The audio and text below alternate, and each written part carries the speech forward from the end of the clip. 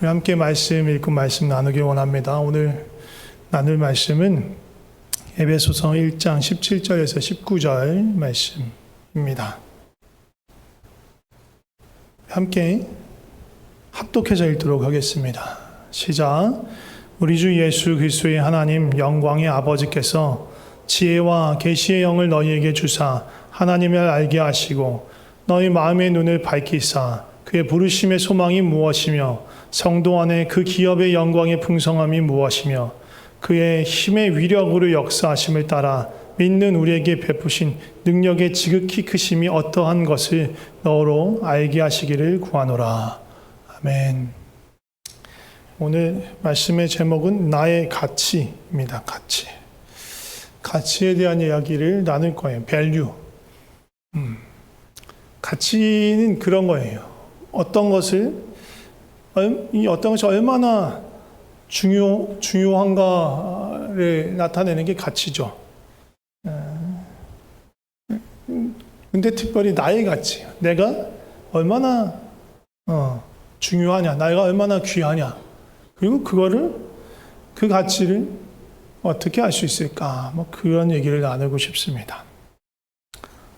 쉽게 세상 사람들의 언어로 말하자면 내 몸값은 얼마나 될까 그런 거예요. 몸값이 원래 몸값의 의미는 랜섬이에요. 랜섬. 인질범이 요구하는 그런 거. 근데 그거 말고 우리가 흔히 쓰는 운동선수들 몸값, 하면 보통 연봉 그런 거 이적료나 연봉 그런 거 얘기하잖아요. 찾아봤어요. 우리나라 선수 중에 누가 제일 돈 많이 벌까? 손흥민일 것 같아요. 손흥민 연봉이 얼마 되는지 아세요? 달러로 1200만 불이에요. 이거 원화로 하면 얼마인지 알고 있는데 원화로 주급으로 계산했더니 일주일 얼마 버는가를 원화로 계산했더니 놀라지 마세요. 일주일에 3억 5천만 원을 법니다. 일주일에. 그럼 하루에 한 15, 30이니까 하루에 한 5천만 원씩 버는 거예요. 하루에. 야, 어마어마하지 않아요? 네. 몸값이, 손흥민 선수의 몸값이 하루에 5천만 원이에요. 1년이면 1200만 불. 근데 이게 기준이 뭐예요? 이렇게 누군가의 몸값을 따지는 것은 그 사람이 갖고 있는 소득, 혹은 그 사람이 갖고 있는 재산, 그런 것으로 누군가의 가치를 평가하는 거예요. 그렇게 하기 쉽죠. 그 손흥민 선수 옆에 나 자신을 이렇게 딱 갖다 놔봐요. 봉급이나 재산을 갖고 비교해봐요. 너무 초라해 보여. 너무 초라해 보여. 하루에 5천만 원을 버는데, 전 1년을 다 해도 5천만 원을 못 버는데, 하루에 5천만 원을 벌어요. 와.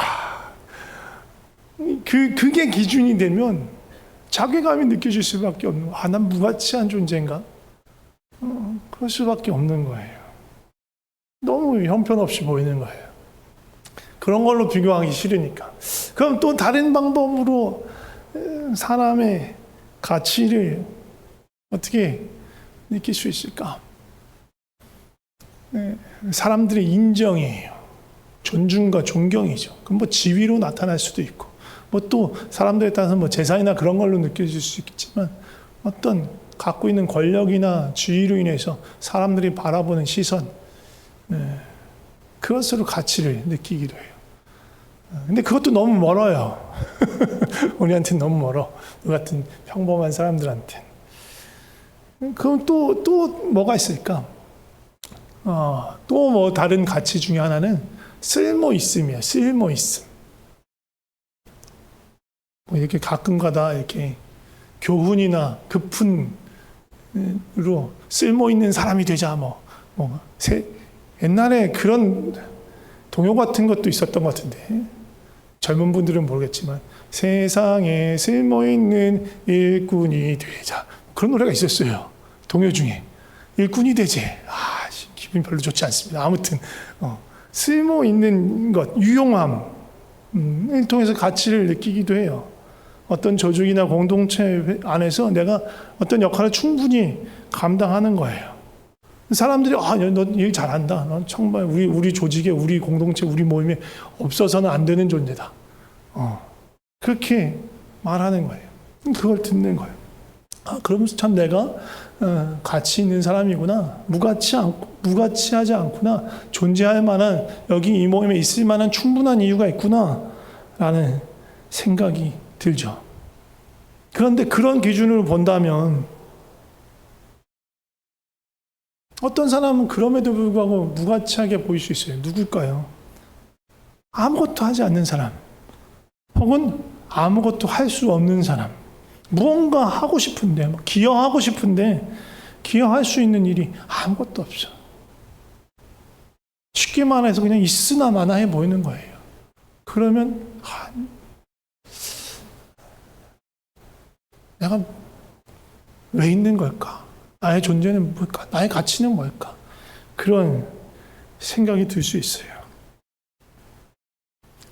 최근에 새로 시작한 드라마가 있어요. 넷플릭스에서도 하는데, 제가 좋아하는 작가가 이 각본을 쓴 드라마예요. 나의 아저씨, 나의 해방일지 쓴 박혜영이라는 작가가 쓴 드라마인데, 드라마 제목이 좀 길어요. 모두가 자신의 무가치함과 싸우고 있다라는 제목이에요. 길죠? 드라마를 제대로 보진 않았어요. 하는구나. 시작했구나. 유튜브에서 소개하는 영상을 잠깐 봤어요. 남자 주인공이 있는데 구교환 배우가 맡아서 하는 역할이에요. 영화 감독 지망생이에요. 이 대학교 시절에는 좀 잘 나갔었나 봐요. 그래서 선후배하고 같이 만든 영화 동아리가 있었어요. 8명이 함께한. 그리고 자기를 뺀 나머지 7명이 다 떴어. 소위 말하면 뜬 감독이 됐어. 그런데 이 주인공은 아직 입봉도 못한 거예요. 자기 이름 걸고 영화를 만들지도 못했어. 그러니까 어때요? 스스로 너무 위축이 되는 거예요. 쫄려 보이는 거예요. 그런데 그렇게 보이고 싶지 않아요. 무가치함과 싸우는 거죠.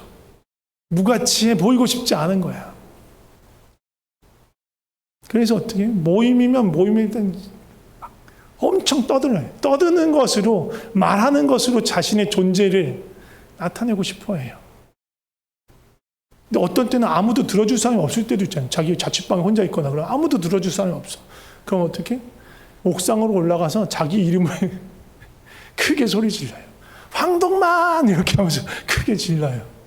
그래서 그 소리가 닿는 모든 지역이 마치 자신의 영역을 표시하는 것처럼 여긴 다 내 거야 라고 말하듯이 그렇게 이름을 부르면서라도 자신의 존재를 증명하고 싶어 하는 거예요.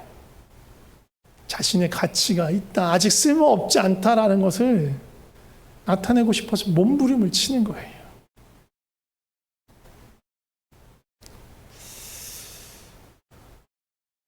도대체 나의 존재 가치는 무엇일까? 이렇게 무언가 행하는 것으로, 또 무엇인가 가진 것으로, 또 사람이 나를 바라보는 시선으로 나의 가치가 정해질까?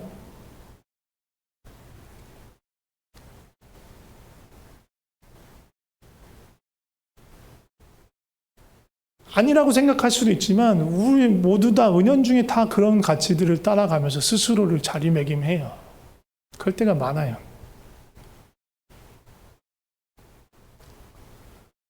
무가치한 사람, 무기력한 사람, 아무런 유용함도 없는 쓸모없는 사람, 있으나 마나한 사람이 되면 어떡할까? 저만 그런지 모르겠지만 이 결혼을 앞뒤로 하고, 그리고 아이가 임신하고 아이가 태어나는 전후로 해서 많은 생각이 들었어요. 내가 한 여성과 만나서 한 가정을 꾸릴 만한 준비가 됐을까? 가장으로서 또 아이를 낳고 기르면서 책임질 수 있는 그런 역할을 감당할 수 있을까? 내가 이들을 잘 살피고 돌볼 수 있을까? 따지고 보면 그때나 지금이나, 그땐 더 심했지만 가진 게 없었어요. 결혼할 때는요, 탈탈 털어서 제 통장에 잔고가 500만 원 정도 있었어요. 그것도 그냥 갖고 있었던 게 아니고 결혼한 축의금으로 이것저것 받은 제 이름으로 들어온 축의금을 저희 부모님 저한테 그냥 다 주셨어요. 그래서 500만 원 갖고 있었어요. 집도 못 얻는 돈이죠. 월세도 못 얻는 돈. 500만 원이 저에게 있었어요. 돈이요? 돈 못 벌었어요. 돈 내고 공동생활비를 내고 섬기고 있는 간사, 선교단체 간사였기 때문에 그런 상황이 예견이 되니까 결혼을 앞두고 너무 답답한 거예요. 내가 가장으로서 가정을 책임질 수 있을까? 또 자녀가 태어날 즈음이면 아직 이제 임신 중이고 막 갓 태어났는데 한참 뒤까지 생각하는 거예요. 내가 나중에 대학을 가고 싶어 할 텐데 대학 등록금은 될 수 있을까? 시집 갈 때 결혼시켜줄 수 있을까? 어떻게 할 수 있을까? 또 나중에 또 더 뒤에 더 한참 다 은퇴하고 할 때 우리 나랑 우리 와이프랑 둘이 뭐 먹고 살 수 있는 게 있으려나? 막 그런 생각이 눌리면 짓눌리는 거예요. 거기에다가 현실은 그거를 뭔가 극복할 만한 뭔가가 없어요. 쪼그라들고 쪼그라들죠. 가끔 이제 한국에 가끔 가고 뭐 한국에 있을 때도 이 대학교 때 동기들 만나 그러면 너무 잘 나가. 뭐 삼성전자 막 부사장도 나오고 뭐 전무도 나오고 막 그러니까 와 쫄려. 걔네들가 손흥민만큼 벌지는 않겠지만 아주 많이 벌 테니까. 막 그런 얘기를 들으면 내가 선택했던 길이 맞나? 나는 이런 길을 걷는 것이 가치 있는 길인가? 그리고 또 그것보다 사실 더 무가치함을 느낄 때는 뭐냐? 저는 이 한 가장이기도 하지만 또 한 교회를 하나님이 주신 하나님의 백성들을 하나님의 양들을 먹이는 목회자잖아요. 근데 어떨 때는 목회자로서 참 못하고 있다라는 생각이 들 때가 있어요. 참 못하고 있다. 내가 이 사람들한테 무슨 의미가 있을까? 어떤 존재의 가치가 있을까? 아무도 저한테 뭐 그런 얘기를 하지 않아요. 그냥 혼자 사단이 공격하는 거예요. 막 그런 생각이 들면 무가치하게 느껴지는 거예요. 내가 향하는 것은 나의 어떤 역할로, 나의 활동으로 스스로를 규정하고 정하고 싶어하는 그런 마음이 있는 거죠. 그런 것으로 봐서 아무것도 하고 있지 않는 것 같다. 나 아무것도 제대로 못하는 것 같다라는 생각이 들면 무가치하게 느껴지는 거예요. 제대로 역할을 감당하지 못하는 사람, 누군가에게 도움이 되지 않는 사람, 그렇게 느껴질 때 많이 힘이 듭니다. 미안해지죠. 근데 청년들, 저만 그런 게 아니라, 어른들만 그런 게 아니라 청년들도 그럴 수 있다고 생각해요. 요즘은 점점 구직하기 힘든 상황이 됐으니까, 시대가 됐으니까, 또 AI 때문에 더 치이잖아요. AI가 신입사원이 맡아서 하는 허드렛 일들, 자료를 조사하고 취합하는 일들, 그런 건 신입사원보다 훨씬 잘해. 그러니까 그런 것들을 검토하고 추려서 결과물을 만들어내는 일만 연차가 있는 경험이 많은 노하우가 있는 사람들이 시니어들이 하면 되는 거예요. 그러니까 주니어들이 연차가 적은 사람들이 할 일이 사라져 버린 거야. 그러니까 더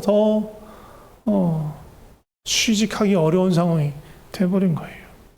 그러니까 대학은 졸업했는데 구직 활동을 하지만 변변한 일자리를 얻지 못하고 그냥 부모님 품 안에서 살거나 아니면 아르바이트 하면서 전전하면서 살아가고 있는 자신의 모습을 이렇게 바라볼 때 많이 기운을 잃고 속상할 수가 있어요. 나는 도대체 무언가? 이러라고 12년 동안 초중고를 나오고 4년제 대학을 나오고 또 심한 경우는 박사하고도 그렇게 되는 경우들이 있으니까 박사 후에 실업자인 경우도 있으니까 많이 낙담이 되고 어려울 수가 있어요. 그런데 생각해보면 더 어려운 사람들도 있어요. 더 힘든 사람들. 장애를 갖고 있는 사람들이에요. 선천적으로든 후천적으로든 심신의 장애를 갖고 있어서 취직은커녕 공부도 어렵고 운동도 어렵고 어떤 깊은 사회적인 관계나 활동도 어려운 사람들이 있어요. 그 사람들은 우리가 어떻게 가치를 매겨야 할까? 재산이나 소득이나 어떤 사람들이 바라보는 어떤 존중의 마음이나 아니면 자신이 하고 있는 행동에, 활동에 그런 영향력으로 뭔가를 가치를 매긴다면 이 사람들은 아무런 가치가 없는 거예요. 존재할 이유가 아무가 없는 거예요. 과연 그것이 하나님이 우리를 만든 모습일까? 그렇게 보기를 원하실까? 아무런 가치 없이 우리를 만드셨을까? 아니죠. 그건 세상이 보는 눈인 거예요. 사람들의 기준인 거예요. 하나님은 그렇게 말씀하시지 않습니다. 오늘 본문을 보면요, 바울이 에베소 성도를 위해서 기도하는 내용이에요. 그래서 간구하면서 무엇을 구하냐면 눈이 열리기를 구해요. 볼 수 있게 되기를 구해요.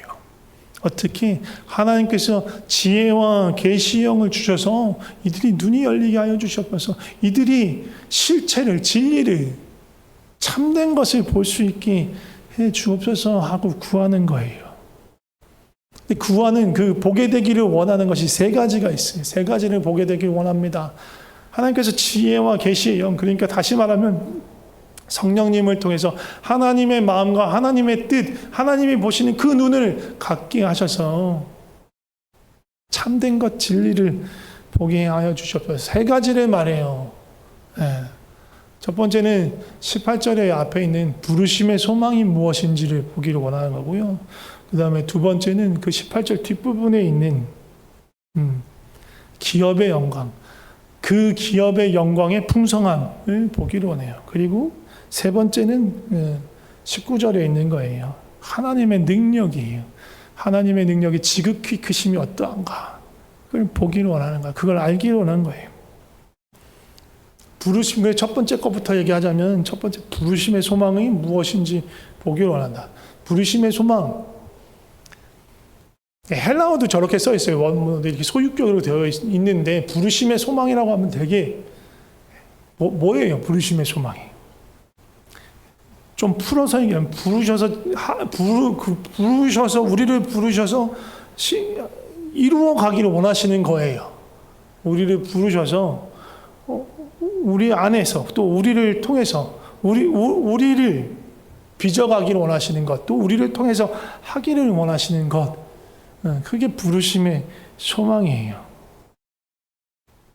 하나님 우리 무엇으로 부르셨어요? 하나님의 백성으로, 하나님의 자녀로 부르셨잖아요. 그래서 그 하나님의 자녀로, 하나님의 백성으로 부르셨는데 아직은 온전한 하나님의 자녀, 하나님의 백성으로 살아가지 못해요. 그 부르심이 열매를 온전히 맺지 못했어요. 그 부르심이 온전해지길 바라는 거예요. 첫 번째는.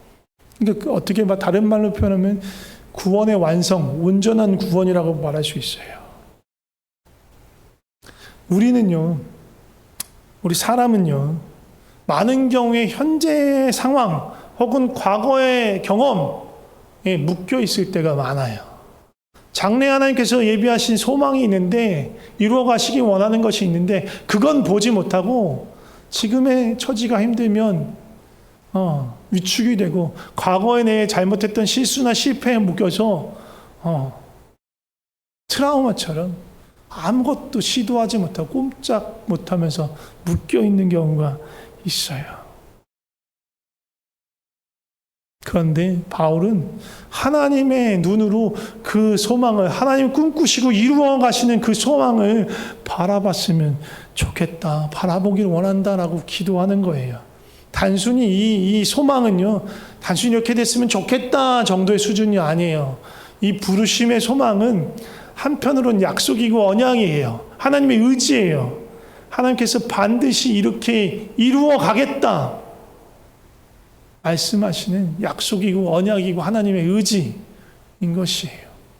그걸 하나님의 자녀, 하나님의 백성인 우리가 보기를 원한다는 거예요. 하나님이 우리 가운데 완성하시는 그 구원을 통해서 우리가 하나님의 온전한 백성, 온전한 자녀가 되어서 하나님의 그 풍성한 영광과 그 완전한 사랑의 다스림 가운데서 영원토록 주님과 그 기쁨과 영광을 함께 누리는 그 꿈을 꾸기를 바라는 거예요.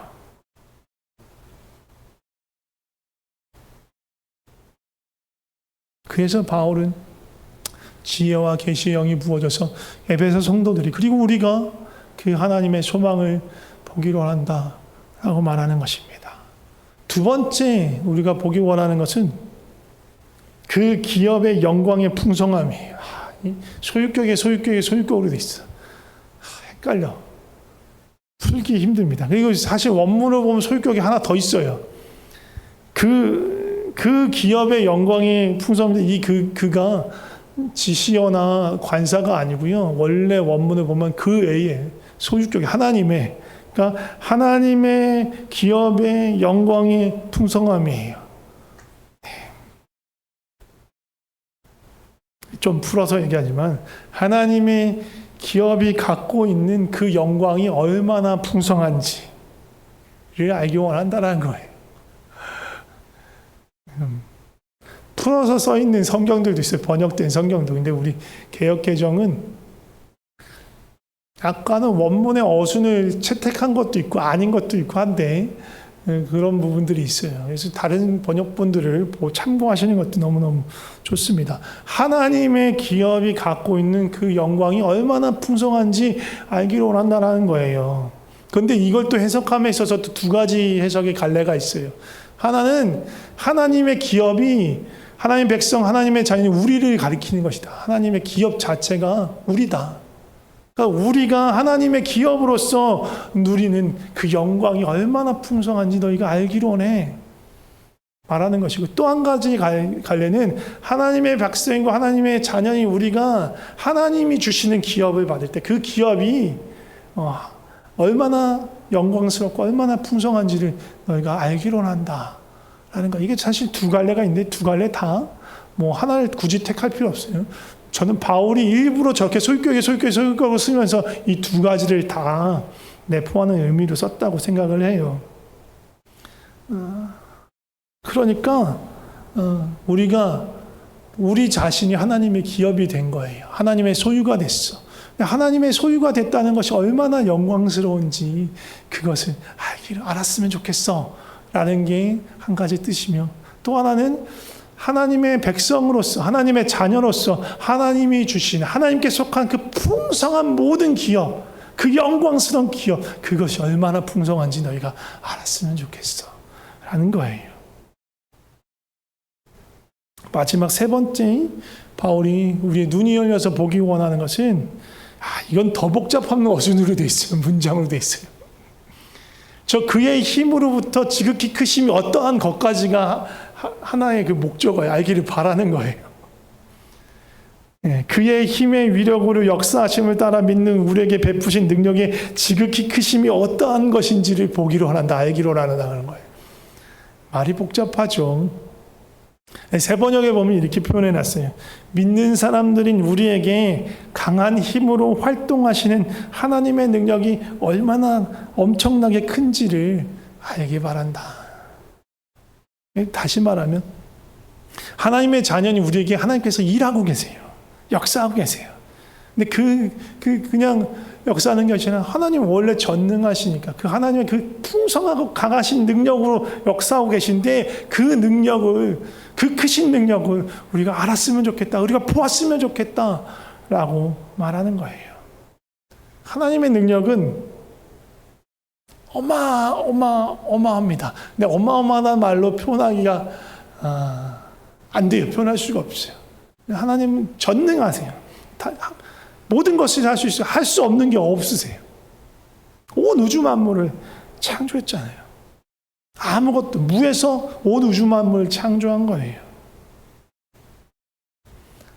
그리고 우리가 19절까지를 본문을 읽었는데 이 능력이 어떤 건지 20절부터 23절까지 바울이 부연 설명해요. 우리 20절부터 23절까지 한번 다시 우리가 같이 한번 읽어봤으면 좋겠습니다. 시작. 그의 능력이 그리스도 안에서 역사하사 죽은 자들 가운데서 다시 살리시고 하늘에서 자기의 오른편에 앉히사 모든 통치와 권세와 능력과 주권과 이 세상뿐만 아니라 오늘 세상에 일컫는 모든 이름 위에 뛰어나게 하시고 또 만물을 그의 발 아래 복종하게 하시고 그를 만물 위에 교회의 머리로 삼으셨느니라. 교회는 그의 몸이니 만물 안에서 만물을 충만하게 하시는 이의 충만함이라.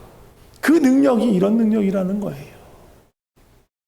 그 능력의 심히 크심을 알기로 원하는데 그 능력의 한 모습을 보여줍니다. 그 능력이 무엇이냐? 예수 그리스도를 이 땅에 오게 하시고 죽으시고 살리신 능력이에요. 죽음을, 우리 인생들을 묶고 있는, 억압하고 있는 그 죽음을 무력화하는 능력이고, 예수님을 다시 하늘로 올리셔서 모든 만물을 그 발 아래 두시고 다스리게 하시는 능력, 교회의 머리 되게 하시는 능력이라는 거예요. 그런데 이 교회가 무엇입니까? 만물 안에서 만물을 충만케 하시는 예수님의 몸이에요. 다시 말하면 예수님께서 충만하게 임재하시는 곳, 만물을 다스리시는 그 주님이, 은혜가, 그 임재가 충만한 곳, 그것이 교회라는 것이에요. 그 이 모든 것을 행하시는 것이 하나님의 능력이다. 이 능력이 얼마나 큰지 알게 되기를 바라며 구하는 거예요, 바울이. 우리를 부르셔서 이루어 가시는 그 일, 이루시기로 약속하시고 이루어 가시는 그 하나님의 의지와 그 계획을 알기를 바라고, 우리가 하나님의 소유가 된 그것이 얼마나 큰 영광인지, 그리고 하나님의 자녀로서 얻게 되는 하나님의 그 기업의 풍성함이 어떤 것인지, 그리고 우리 가운데 이 모든 것들을 이루어 가시는 하나님의 능력이 얼마나 큰지 이것을 보기 원한다. 그런데 아무나 이것을 볼 수 있는 것이 아니에요. 누가 이것을 볼 수 있느냐? 믿는 너희에게 주신 거예요.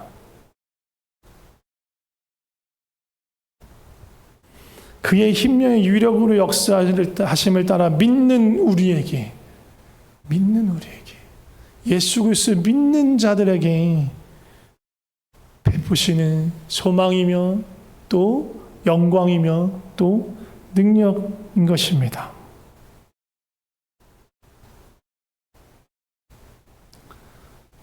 다른 조건이 없어요. 재산이 많아야 된다, 뭔가 네가 제대로 살아야 된다, 뭐 그런 조건이 없어요.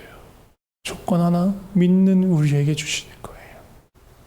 아무리 연약해도, 아무리 볼품없고 쓸모없어도 하나님은 소망의 눈으로 보고 계시고, 지금의 여기 이 모습에서 끝나는 것이 아니라 앞으로 이루어 가실 놀라운 그 소망을 붙드시며 그것을 우리에게 부어주시며 우리를 이끄시는 거예요.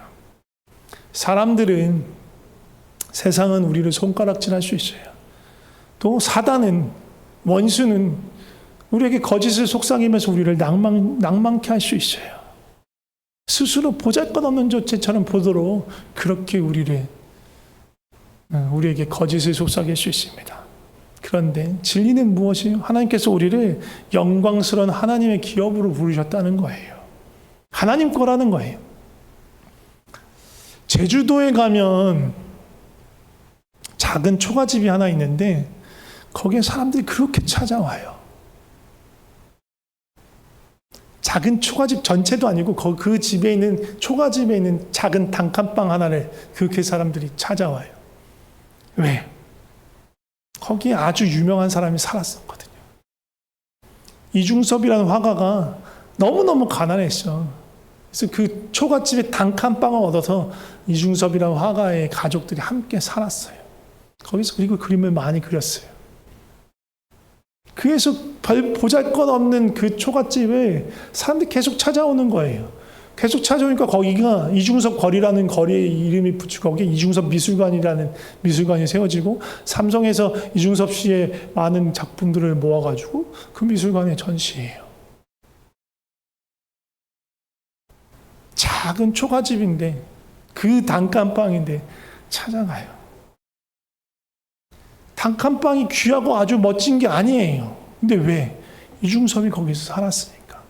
우리 자신이 막 멋지고 화려하지 않아도 우리는 가치 있고 귀한 거예요. 왜? 우리는 하나님의 것이니까. 하나님의 소유니까. 하나님께 속한 자들이니까. 가치가 있는 거예요.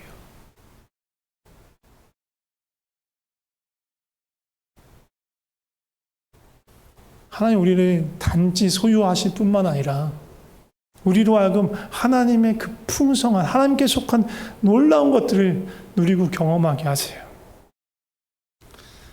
이따가도 함께 부를 찬양인데 나라는 시가 있어요. 나. 최덕신 씨가 곡을 붙였고 원래 앞에 그냥 가사만 띄워주시면 돼요. 나라는 이 시가 있는데 송명일 씨라는 분이 쓴 시예요. 송명일 씨는요 뇌성마비를 걸려서 사지를 거의 움직이지 못해요. 제대로 말도 할 수 없어요. 네, 하나님의 깊은 은혜 가운데서 여러 시를 만들었고 그 시 중에서 또 많은 것들을 최덕신 씨가 곡을 붙여서 찬양으로 만들기도 했어요. 그 중에 하나가 이 시입니다. 좀 같이 읽어볼까요? 나 가진 재물 없으나 나 남이 가진 지식 없으나 나 남에게 있는 건강이 있지 않으나 나 남이 없는 것 있으니 나 남이 못 본 것을 보았고 나 남이 듣지 못한 음성 들었고 나 남이 받지 못한 사랑 받았고 나 남이 모르는 것 깨달았네. 공평하신 하나님이 나 남이 가진 것 없지만 공평하신 하나님이 나 남이 없는 것 갖게 하셨네. 세상 사람들의 기준으로 보면 가치가 없는 사람인 거예요. 존재해야 할 이유가 없는 거예요. 짐이 되는 사람인 거예요. 재물도 없고 지식도 없고 건강도 없고 심지어 몸을 제대로 가누지도 못하고 말도 제대로 못하고 변변한 직장도 가질 수 없고 교회에 간들 찬양이나 제대로 하겠어요? 말씀 봉독한다고 말씀 봉독도 할 수 없는 사람인 거예요. 그런데 이 송명희 씨는 자신이 무가치하다고 느끼지 않아요. 왜? 많은 재산을 갖고 많은 지식을 얻고 수많은 자기보다 훨씬 건강하고 튼튼한 사람조차도 누리지 못하고 있는 그것들을 난 누리고 있어. 그게 뭐야? 난 남이 못 본 것을 봤어. 하나님의 지혜와 계시형으로 부어주셔서 보게 하신 것들이 있어. 남이 듣지 못한 하나님 아버지의 음성을 내가 들었어. 세상 가운데 아버지를 모르는 자라는 사람들이 결코 알 수 없는 하나님의 사랑을 내가 경험하고 있어. 이 구원의 은혜, 하나님 부르심의 소망을 내가 깨달았어. 나는 충분히 사랑할 만한 가치가 있어. 남이 가진 건 나 없지만 남이 누리지, 세상 사람들이 누리지 못한 그것들을 내가 갖고 있고 누리고 있어.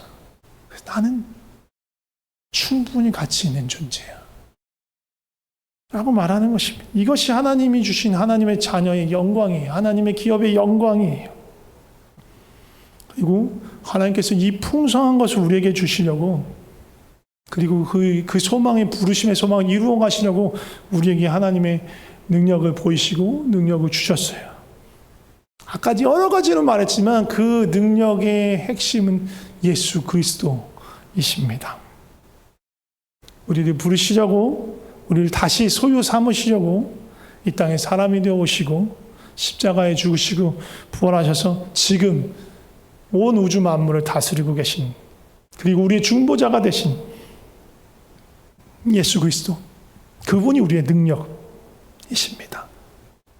그리고 하나님께서는 이 예수 그리스도를, 하나님의 능력이신 예수 그리스도를 우리에게 베푸실 만한 가치, 우리 그 예수 그리스도를 사람이 되게 하시고 죽으시기까지 이르게 할 만큼 우리가 가치 있다고, 그 하나님의 능력을, 그 크신 능력을 베푸실 만한 가치가 있다고 우리에게 말씀하시는 거예요. 우리 하나님에게 그렇게 가치 있는 존재다라고 말하는 것입니다. 건설님 찬양 준비해 주시고요.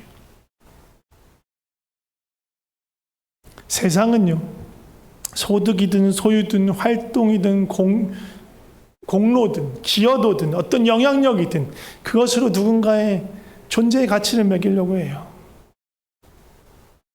그런데 하나님은 야, 그거 진리가 아니야.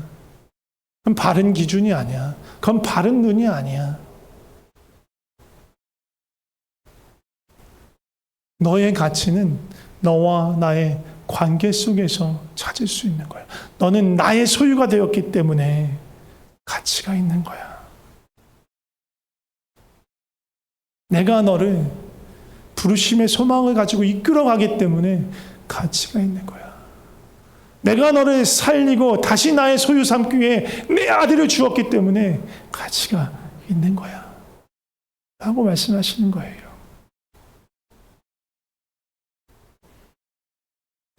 믿음으로, 예수 그리스도를 믿는 믿음으로 하나님의 사랑 가운데 우리를 자녀로 부르신 아버지의 사랑 안에 거할 때에 우리는 참된 가치를, 우리 자신의 참된 가치를 알 수 있어요.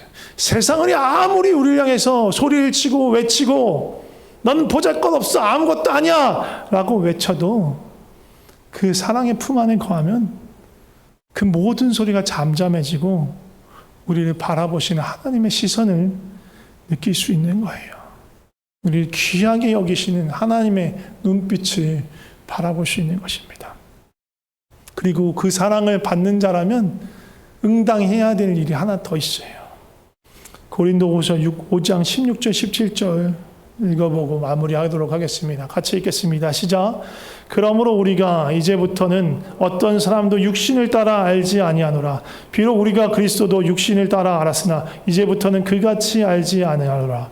그런즉 누구든지 그리스도 안에 있으면 새로운 피조물이라. 이전 것은 지나갔으니 보라 새 것이 되었도다. 예수 그리스도의 안에 있는 자, 그 사람은 육신을 따라 세상의 기준으로 사람의 눈으로 누군가를 보지 않는다는 거예요. 자기 자신뿐만 아니라 아무도 그렇게 보지 않는다는 거예요. 새로운 피조물로 본다는 거예요. 나만? 나 스스로만? 아니요. 내 옆에 있는 사람. 이 사람이 하나님이 새롭게 그 크신 능력으로 새롭게 창조한 새로운 피조물이구나. 하나님의 소유된 그 백성이구나. 그 자녀구나. 내 옆에 있는 그 사람을 보게 된 거예요. 그 사람이 아무리 보잘것없고 아무리 하는 일이 어설프고 맨날 실수만 하고 그 성격이 내가 보기엔 너무 이상하고 나하고 코드가 안 맞고 언어가 다르더라도 형편이 다르더라도 하나님의 눈으로 보는 건 그게 하나님의 사람들의 시선인 거예요. 우리가 그런 눈으로 우리 자신을 바라봤으면 좋겠고 또 우리 지체들을 또 우리 이웃을 바라보며 살아갔으면 좋겠습니다. 우리 함께 찬양하며 기도했으면 좋겠습니다. 같이 찬양하겠습니다. 나 가진 재물 없으나 나 가진 재물 없으나 나 남이 가진 지식 없으나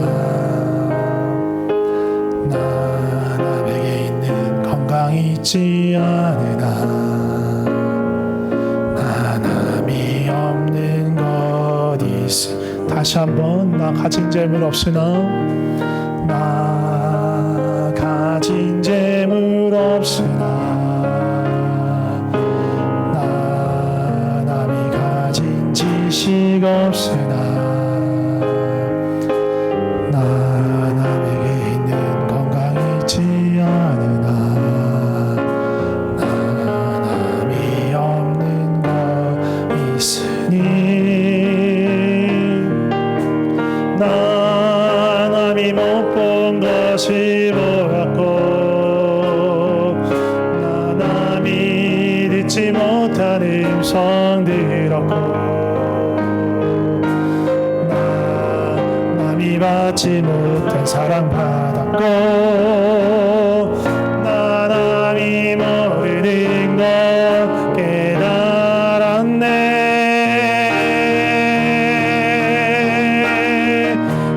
공평하신 하나님이 나 남이 가진 것만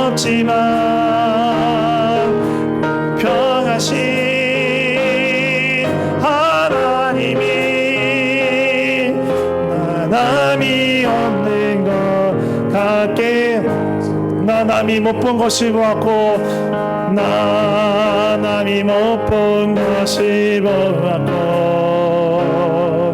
나 남이 듣지 못한 음성 들었고 나 남이 받지 못한 사랑 받았고 나 남이 모르는 것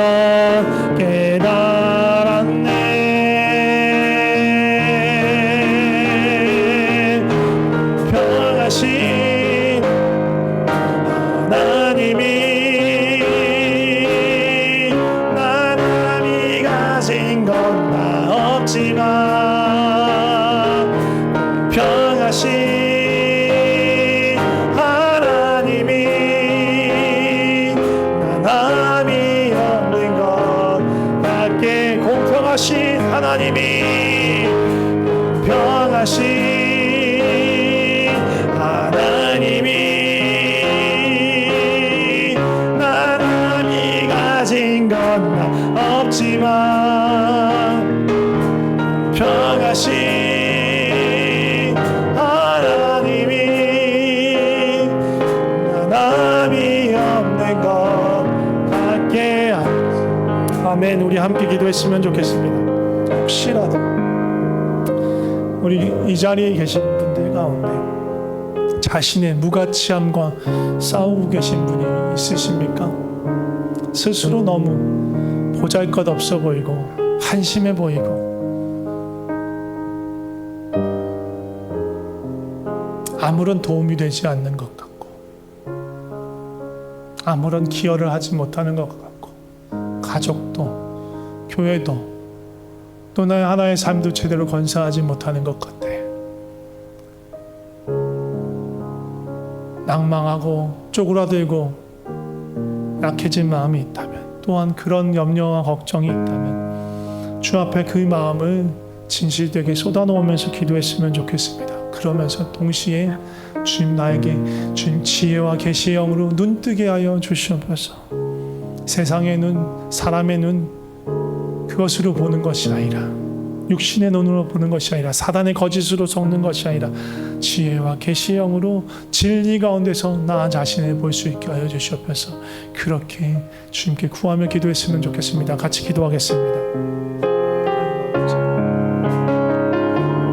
우리가 어떤 존재인지 알게 하여 주시옵소서. 하나님의 눈으로 우리 자신을 보게 하여 주시옵소서. 지혜와 계시의 영으로 우리 가운데 부어주셔서 육신의 눈이 아닌 진리의 눈으로 지혜와 계시의 영으로 하나님의 마음과 뜻과 그 눈으로 우리 자신을 보게 하여 주시고 얼마나 귀한 존재인가 얼마나 하나님의 부르심이 귀하고 그 완성될 우리의 모습이 얼마나 놀라운지 꿈꾸게 하여 주시고 지금 우리에게 부어주시는 그 하나님의 영광이 하나님의 기업으로서의 영광이 또 하나님께 속해 있는 것들을 우리로 하여금 보게 하시는 그 은혜가 얼마나 크신지 또 우리 가운데 역사하고 계시는 예수 그리스도의 그 능력 우리에게 자기 자신을 주신 그 은혜가 얼마나 크신지 주시옵소서.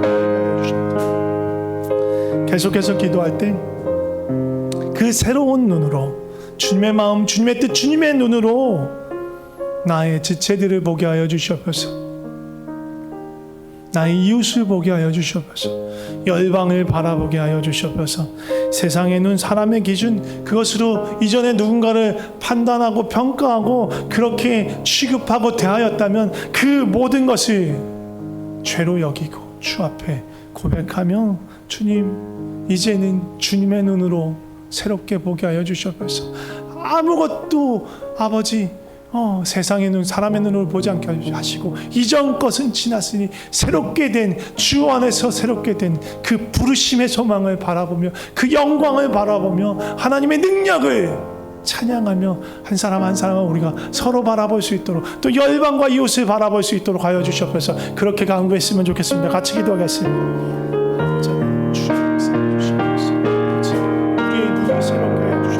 아버지 새로운 눈으로 우리가 서로를 바라보고 이웃을 이웃을 바라보게 하시고 열방을 바라보게 하여 주시옵소서. 소망 없다 가망 없다 바라보지 않게 하시고 현재의 모습이나 과거의 모습으로 아버지 누군가를 묶지 않게 하시고 규정하지 않게 하시고 아버지 하나님의 그 부르심의 소망을 눈을 가지고 서로를 바라보게 하여 주시옵소서. 기대하고 격려하고 주께서 이끄시는 그 놀라운 일들이 이루어질 수 있도록 합력하게 하여 주시옵소서. 주여 역사하여 주시옵소서. 주여 우리 가운데 역사하여 주시옵소서. 우리는 하나님의 영광의 기업입니다. 아버지 그것들을 아버지 서로를 그렇게 하나님의 기업으로 하나님의 영광을 나타내는 자로 우리가 바라보게 하여 주시고 무엇보다도 예수 그리스도의 피로 산 자로 우리가 인정하며 고백하며 그렇게 용서하고 용납하고 또 소망을 가지고 나아갈 수 있도록 도와주시옵소서. 마지막으로 한 가지만 더 기도하고 싶습니다. 오늘 나눈 것 중에서 특별히 그 기업의 영광의 풍성함 그걸 놓고 기도하고 싶습니다. 하나님 우리를 자녀로 백성으로 부르셔서 하나님의 소유된 하나님의 백성된 하나님의 기업이 된 우리가 누리는 그 영광이 얼마나 큰지 알게 하여 주시옵소서. 그리고 그 영광의 기업으로서 하나님께 속한 그 모든 것들을 누리게 하여 주시옵소서. 기쁨과 평안과 온유함과 사랑과 아버지 모든 것을 이길 수 있는 인내와 절제와 우리에게 그 하나님께 속한 그 신령한 모든 복들을 우리가 누리며 살아가게 하여 주시옵소서. 우리가 그렇게 구하며 나아갔으면 좋겠습니다. 같이 기도하시겠습니다. 하나님 우리를 영광의 기업의 풍성함으로 부르셨습니다. 아버지 그 놀라움을 우리가 볼 수 있게 하여 주시옵소서. 내가 얼마나 하나님의 영광스러운 하나님께 보기에 너무너무 기뻐하시는 귀하게 여기시는 그 영광스러운 존재인지 알게 하시고 하나님께 속한 그 기업들 하나님께 속한 모든 신령한 것 누리게 하여 주시옵소서. 맛보게 하여 주시옵소서. 하나님의 그 임재의 은혜 하나님의 그 사랑의 풍성함 그 사랑의 품 우리를 부르시는 따뜻한 음성 세상 사람들이 보지 못한 그것 남이 못 본 그것 듣지 못한 그 음성 나를 보시는 그 사랑의 품 그것 풍성하게 누리게 하여 주시옵소서. 세상의 어떤 것들로 가치 있게 여기는 것이 아니라 그것 하나님의 영광 그 기업의 풍성한 것이 나의 영광이 되게 하여 주시옵소서. 나의 자랑이 되게 하여 주시옵소서. 주여 역사해 주시옵소서. 하나님 감사합니다. 우리가 가진 소유나 우리가 버는 소득이나 우리가 행하는 활동이나 공로나 기여나 영향력이나 지위나 권세나 그런 것으로 우리를 판단하지 아니하시고 소망의 눈으로 사랑의 눈으로 우리를 바라보아 주셔서 감사합니다. 우리에게 소망을 두시고 주님 그것을 이루어 가신 하나님이십니다. 우리도 주의 그 소망을 우리가 보게 하여 주시옵소서. 주님의 그 소망은 우리를 주님의 영광의 기업으로 부르신 것입니다.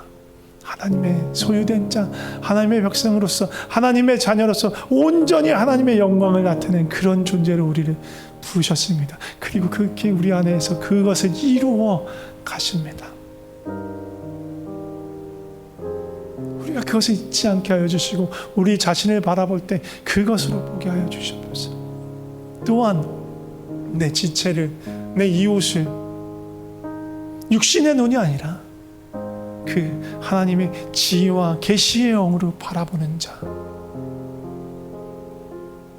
하나님의 소망과 그 영광과 그 능력을 가지고 바라볼 수 있는 자 지금의 모습이나 과거의 어떠한 모습이나 그것에 묶이는 것이 아니라 그 소망을 붙들고 나아갈 수 있는 우리 삶이 되게 하여 주시옵소서. 하나님 이 공동체가 하나님의 충만함이 나타나는 그런 공동체인 줄 믿습니다. 어떤 모양으로 어떤 형태로 있든 상관없이 우리를 주님의 몸된 교회 만물을 충만케 하시는 그 충만하시는 그 임재가 하나님의 임재가 우리의 모임 가운데 우리의 예배 가운데 늘 함께 거하길 소망합니다. 주여 우리 가운데 그렇게 역사하여 주시옵소서. 주님 감사합니다. 예수님의 이름으로 기도드립니다. 아멘.